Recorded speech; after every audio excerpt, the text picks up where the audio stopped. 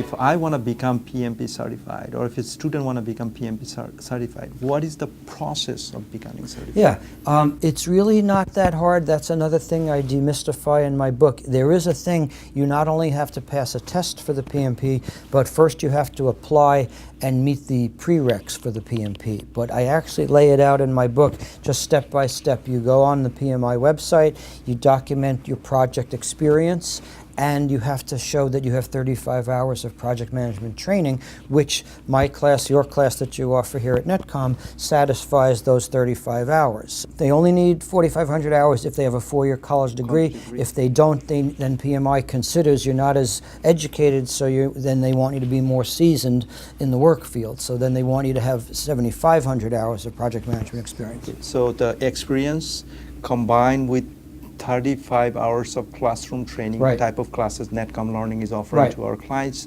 plus students have to take an exam consist of 200 questions in order to become PMP certified. And there is a nice variation. If you don't meet those requirements, if you have a high school diploma, an easier way is to go for the CAPM. The CAPM, Certified Associate in Project Management, it's almost the same as the PMP, but it means you don't have those requirements, but you're passing a very similar test. So it's also from PMI.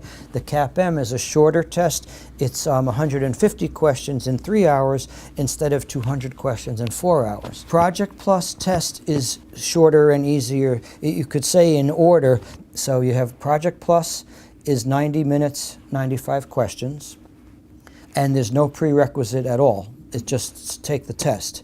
Then the CAPM is from PMI. They are a little more strict that they'll verify you have to do an application, but you either need 1,500 hours as a prereq of managing, or taking a class, and it only has to be actually a 3-day class. So on the 3rd day of the PMP class, a student can sign up for the CAPM test.